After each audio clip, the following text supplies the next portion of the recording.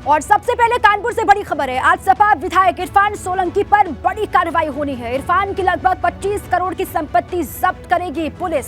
अब तक इरफान सोलंकी गैंग के शौकत पहलवान की करीब 25 करोड़ रुपए की संपत्ति जब्त की जा चुकी है और बड़ी जानकारी ये मिल रही है। इरफान सोलंकी से जुड़ी हुई एक खबर है, कानपुर से आपको बता रहे हैं। विधायक समाजवादी पार्टी के इरफान सोलंकी की मुश्किलें लगातार बढ़ रही हैं, बड़ी कार्रवाई होने वाली है। इरफान की लगभग 20 करोड़ की संपत्ति जब्त करेगी कानपुर पुलिस, ये जानकारी है। और अब तक इरफान सोलंकी गैंग के शौकत पहलवान की करीब 25 करोड़ रुपए की संपत्ति जब्त की जा चुकी है। और अब खबर ये कि इरफान की 25 करोड़ की संपत्ति पर एक्शन लेने की तैयारी कानपुर पुलिस कर रही है। ये बड़ी खबर। जेल में बंद समाजवादी पार्टी का विधायक इरफान सोलंकी, लगातार मुश्किलें बढ़ रही हैं। जब्तीकरण का फरमान लगातार आया है, इसी के तहत कार्रवाई हो रही है। इरफान की लगभग 25 करोड़ की संपत्ति जब्त करेगी पुलिस, ये खबर मिल रही है, बड़ी खबर आपके सामने। अब तक देखिए, इरफान सोलंकी गैंग के शौकत पहलवान की करीब 25 करोड़ रुपए की संपत्ति जब्त की है कानपुर पुलिस ने। और अब यह खबर कि इरफान सोलंकी की भी 25 करोड़ की संपत्ति को जब्त करने की तैयारी कानपुर की पुलिस कर रही है। कुल मिलाकर के जो मुश्किलें इरफान सोलंकी की, वो हर गुजरते दिन के साथ किस तरीके से आगे बढ़ रही हैं और मुश्किलों में इजाफा हो रहा है, ये बड़ी खबर आपके सामने। इरफान की संपत्ति को जब्तीकरण करने की कार्रवाई शुरू हो चुकी है। लगातार इस ओर पुलिस के अधिकारी बढ़ रहे हैं और पुलिस ने पूरी तैयारी कर ली है कि 25 करोड़ की संपत्ति पर एक्शन अब कभी भी लिया जा सकता है, ये आप समझिए। विस्तार से चलिए आपको बताएं, इरफान की 25 करोड़ की संपत्ति पर एक्शन लेने की तैयारी कानपुर की पुलिस कर रही है। सपा विधायक इरफान सोलंकी की संपत्ति पर यह कार्रवाई होने वाली है। इरफान की 25 करोड़ की संपत्ति जब्त की जाएगी, इसको लेकर कार्रवाई होगी। गैंगस्टर एक्ट के तहत 200 करोड़ की संपत्ति की पहचान की गई है और कानपुर से मुंबई तक इरफान की प्रॉपर्टी का जाल फैला हुआ है, ये भी आप समझिए। इरफान पर कई पार्टनर्स के नाम प्रॉपर्टी खरीदने का आरोप है इरफान सोलंकी पर, और इरफान के करीबी शौकत की 25 करोड़ की प्रॉपर्टी जब्त अभी तक हो चुकी है। इरफान पर जमीन कब्जाने का आरोप है, धमकी देने जैसे संगीन मामलों में मुकदमे दर्ज हैं इरफान सोलंकी के खिलाफ। और अभी महाराजगंज की जेल में इस वक्त समाजवादी पार्टी का विधायक इरफान सोलंकी बंद है और बाहर जब्तीकरण की कार्रवाई किस तरीके से हो रही है। एक तरफ जेल में मुश्किल है और बाहर जब्तीकरण की पूरी तैयारी कानपुर पुलिस ने कर ली है। 25 करोड़ की संपत्ति पर एक्शन लेने की तैयारी है और जो उसके करीबी हैं उन पर भी एक्शन लिया जा रहा है। इरफान के करीबी शौकत की 25 करोड़ की प्रॉपर्टी को अभी तक जब्त किया जा चुका है और अब बारी इरफान सोलंकी की संपत्ति की है। इरफान पर जमीन कब्जाने का आरोप है और धमकी देने जैसे मामलों में मुकदमे दर्ज हैं और इस वक्त महाराजगंज की जेल में बंद है समाजवादी पार्टी विधायक इरफान सोलंकी।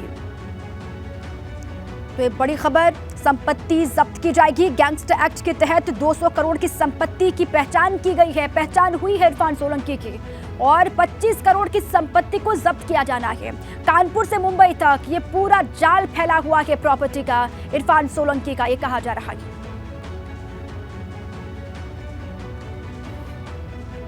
चित्रकूट से एक बड़ी खबर आपको दे दें, अब्बास की पत्नी निकत अंसारी की रिमांड खत्म हो गई है। मेडिकल जांच के बाद जेल वापस भेजी गई निकत अंसारी, ये जानकारी मिल रही है। और निकत अंसारी से पुलिस टीम ने 3 दिन तक लंबी पूछताछ की है। अभी निकत के ड्राइवर नियाज से 2 दिन और पूछताछ होगी और सवाल दागे जाएंगे। चित्रकूट से बड़ी खबर है, अब्बास की पत्नी निकत अंसारी की रिमांड खत्म हो गई है। 3 दिन की रिमांड मिली हुई थी पुलिस को। मेडिकल जांच के बाद जेल वापस भेजी गई निकत अंसारी, ये कहा जा रहा है। लेकिन निकत के ड्राइवर नियाज की अभी रिमांड की अवधि बची हुई है। 2 दिन और पूछताछ होगी निकत के ड्राइवर नियाज से।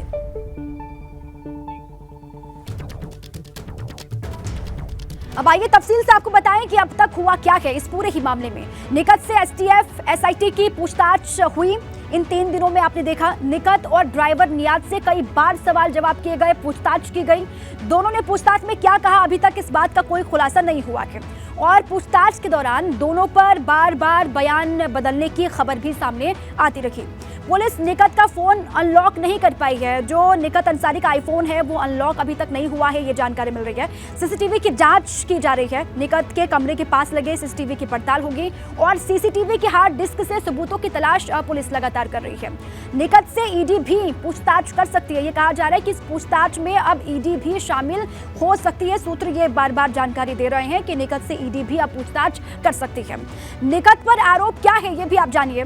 पति अब्बास अंसारी के साथ साजिश रचने का आरोप है निकत अंसारी पर। जेल से कुछ लोगों को धमकी देने का आरोप है और जेल नियम नहीं मानने का भी आरोप है निकत अंसारी पर। आपत्तिजनक सामान मिलने का आरोप है निकत अंसारी पर। इसके अलावा अब्बास के साथ अलग कमरे में अक्सर वो मिलती थी, ये भी आरोप है। पूछताछ करने पर धमकी देने का आरोप है निकत अंसारी पर। निकत बानो की तलाश करने के लिए 2 मोबाइल मिले थे। जब तलाशी हुई थी तो 2 मोबाइल फोन बरामद हुए थे निकत के पास से। निकत बानो पर मोबाइल का डेटा डिलीट करने का भी आरोप है। ये कहा जा रहा है कि जो डेटा मोबाइल फोन में था उस सबको डिलीट कर दिया, इसका भी आरोप लगा। और पूछताछ में पुलिस को गलत पासवर्ड बताने का भी निकत अंसारी पर आरोप पुलिस की तरफ से लगाया गया। निकत अंसारी की पुलिस रिमांड का 3 दिन पूरा हो चुका है, जिसके बाद आज सुबह चित्रकूट पुलिस ने पुलिस लाइन से ला करके निकत अंसारी को शहरी स्वास्थ्य केंद्र में मेडिकल परीक्षण कराया और उसके सीधे बाद चित्रकूट की रगौली जेल में ले आया गया है। आप मेरे पीछे देख सकते हैं कि कितनी सख्त पहरे के बीच में, इन खाकियों के बीच में निकत अंसारी को रगौली जेल में ला करके शिफ्ट कर दिया गया है। बताया जाता है कि 3 दिन में निकत से 60 सवाल पूछे गए, लेकिन निकत ने किसी भी एक सवाल का जवाब सही ढंग से नहीं दिया, पुलिस का सहयोग नहीं किया। वहीं दूसरी तरफ उसके ड्राइवर नियाज की अभी भी पुलिस रिमांड जारी है, जो 2 दिन तक और चलेगी। ज़ियाउल हक, एबीपी गंगा, चित्रकूट।